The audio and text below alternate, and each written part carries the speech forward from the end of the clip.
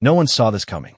Not Elon Musk, not Wall Street, not the multi-trillion-dollar electric vehicle race, but deep inside Honda's ultra-secret R/D headquarters, it happened. Something that wasn't supposed to escape the lab. Something that could shake the EV empire to its core overnight.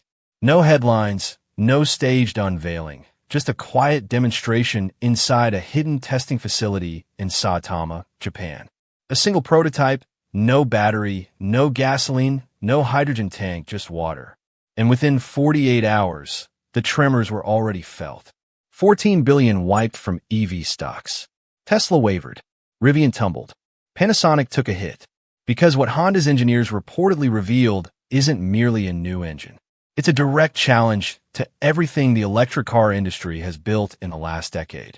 Rainwater, tap water, even seawater. The vehicle doesn't carry hydrogen.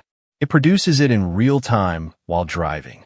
No rare metals, no charging network, no lithium dependency, just a controlled chemical reaction that turns the rules upside down. Sources inside the lab called the scene unbelievable. One engineer froze, unable to move. Another braking protocol gave a standing ovation lasting nearly 5 minutes. And in Honda's famously reserved boardrooms, that isn't excitement. That's nothing short of a historic rupture. Because if this technology is legit, and early whispers suggest it is, the future won't be about batteries. It will be about water. So before this story gets buried, before corporate lobbyists try to bury it, hit like, subscribe, and stay tuned because what you're about to witness may mark the dawn of a post-elect electric era. Forget everything you thought you knew about hydrogen. This isn't the Honda Clarity 2.0. That car used fuel cells, a separate tank, and complex pressurization. Clean? Yes. Practical? Not really.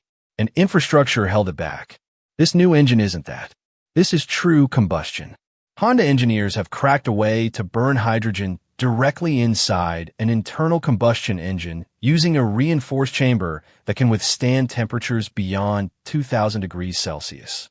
The outcome, a high-performance powerhouse that produces only one byproduct, steam. But here's the mind-blowing part. The engine doesn't store hydrogen. It creates it on demand through a proprietary nano-catalyst combined with a piezoelectric water splitting system. The vehicle pulls hydrogen atoms from water molecules while driving. You read that right. Water goes in. Hydrogen is generated instantly, combusted, and the only thing leaving the tailpipe is harmless mist. How much water does it consume? About 5 L per 100 kilometers. No battery fires, no overloaded grids, no rare metals, just plain water. And yes, Honda claims even salt water works. Rain barrels, rivers, even tap water could theoretically fuel it. So why has the world never heard of this until now? Because this engine isn't new. Honda quietly started developing it nearly 2 decades ago under a classified initiative known as Project Aquadrive. The spark came back in 2007 as lithium-ion battery mania began. Honda, already a hybrid pioneer with the insight, foresaw the limitations looming over battery tech.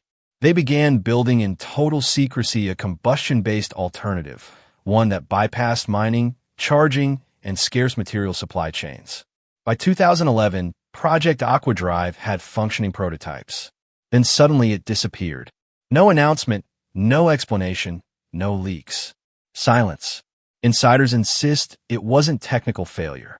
Pressure from oil conglomerates, battery lobbyists, and even partners in hybrid technology allegedly forced the project underground.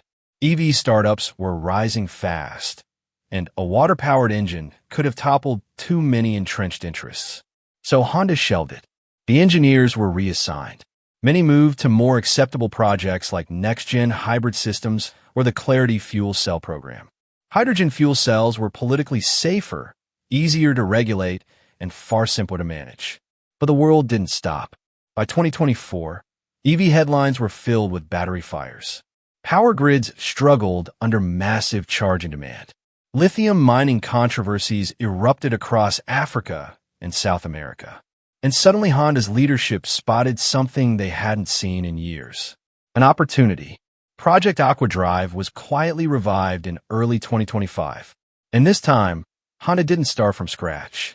They recovered the prototypes, 3 water-powered vehicles locked away for over a decade in a temperature-controlled facility in Saitama Prefecture. Refitted with modern tech, the updated test beds hit the road within just 5 months.